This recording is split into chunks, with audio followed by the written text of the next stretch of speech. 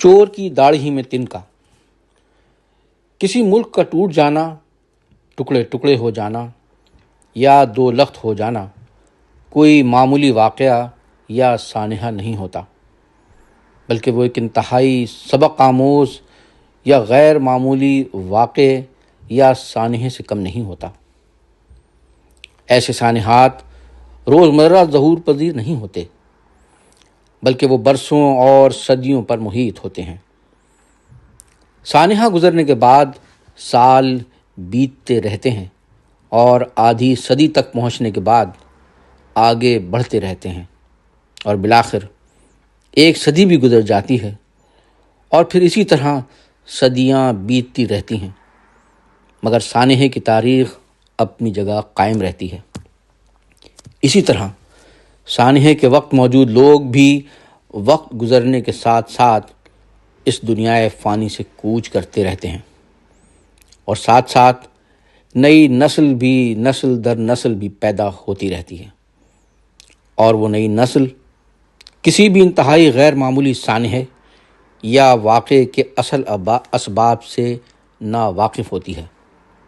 اسی لیے تاریخ لکھنے والے اس سانحے یا واقعے کو قلم بند کر کے اس کی تفصیلات، اس کے بارے میں ناقابل تردید حقائق اور اس سانحے کے اسباب کو بھی بیان کرتے ہیں، تاکہ آنے والی تمام نئی نسلیں بھی اس واقعے یا سانحے سے نہ صرف آگاہ ہو سکیں، بلکہ اس واقعے یا سانحے کے اسباب بھی جان سکیں۔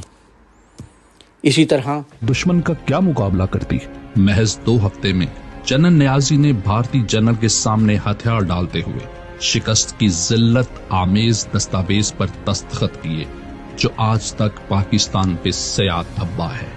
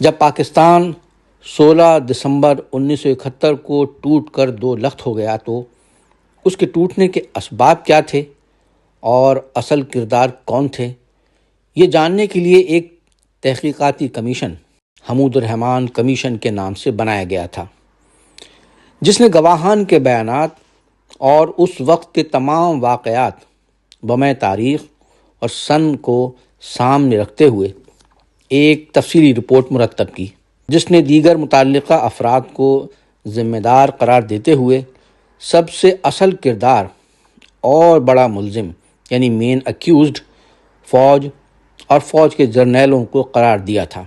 مگر افسوس کہ کسی بھی حکومت نے آج تک سرکاری سطح پر اس حمود الرحمن کمیشن کی رپورٹ کو شائع نہیں کیا۔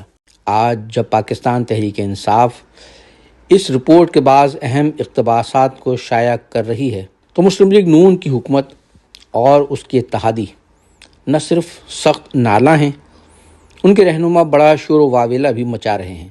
ان کے واویلا اور شور شرابہ کرنے کا عمل ہر ذی شعور فرد کی سمجھ سے باہر ہے۔